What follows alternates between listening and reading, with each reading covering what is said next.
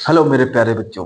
मेरा नाम है सतीश और आप देख रहे हैं अपना पसंदीदा चैनल गुरुजी क्लासेज। मेरे प्यारे बच्चों, आज का जो लेक्चर है वो है केमिस्ट्री के अंतर्गत इंटर में हम सेकंड बुक के अंतर्गत लेक्चर लेके आए हैं। अब हम डे बाय डे हम वो अभिक्रियाएं लेके आए हैं जो आपके पेपर में बार बार पूछी जाती हैं और इम्पोर्टेंट भी हैं। तो आपको ये सारी चीजें अच्छे से समझना है, उसके बाद ध्यान देना है।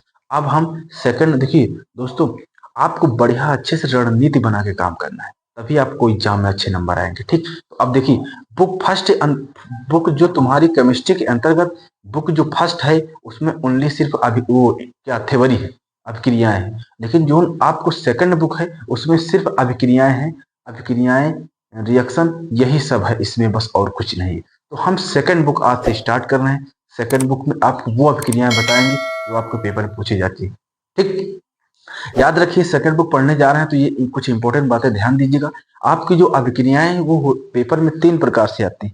ठीक, 3 प्रकार से आती है। पहला नेम रिएक्शन देगा, उसके बाद दूसरे नंबर क्या होता है जब, और तीसरे नंबर पर कैसे बनाओगे या कैसे प्राप्त करोगे। बातें समझ में आ रही ना। ये 3 कैटेगरी में आपकी अभिक्रियाएं पूछी जाएंगी। तो हम सेकंड बुक के अंतर्गत सिर्फ नेम रिएक्शन लेके अभी आए हैं।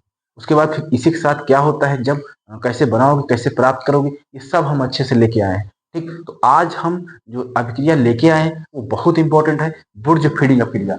ये आपके पेपर में हमेशा रिपीट होती है मेरे प्यारे, आप इसको अच्छे से मेंटेन कर लीजिएगा ध्यान से। बुर्ज फीडिंग अभिक्रिया ये नेम रिएक्शन भी देगा 100% कह रहे हैं। ठीक, चलिए, तो बुर्ज फीडिंग अभिक्रिया अगर आपको आ रही है, देखो अभिक्रिया का मतलब रिएक्शन होता है दोस्तों। आप परिभाषा थ्योरी उसकी लिखो चाहे लिखो, लेकिन आपको समझने के लिए उसको लिखना अनिवार्य है। बुर्ज फीडिंग अभिक्रिया, क्लोरोबेंजीन की निर्जल ईथर में सोडियम की उपस्थिति में मेथिल क्लोराइड के साथ अभिक्रिया कराने पर क्या बनता है, टालून। ठीक, टालून बनता है। अब एक इंपॉर्टेंट क्वेश्चन माइंड में आए, आप सुन लीजिएगा ध्यान। कभी कभी एक नंबर में क्वेश्चन दे देता है कि बुर्ज फीडिंग अभिक्रिया में क्या बनता है, तो क्या बनता है, टालून। टालून का सूत्र क्या होता है आपको पता होना चाहिए। टालून का जो सूत्र होता है वो होता है C6H5CH3। बातें समझ में आ रही ना, आ रही। हाँ, टालून का सूत्र के अनुसार दे सकता है, ऐसे भी दे सकता है। तो टालून बनता है किसमें, बुर्ज फीडिंग अभिक्रिया में। इसका सूत्र क्या होता है, C6H5CH3। बातें समझ में आ रही ना।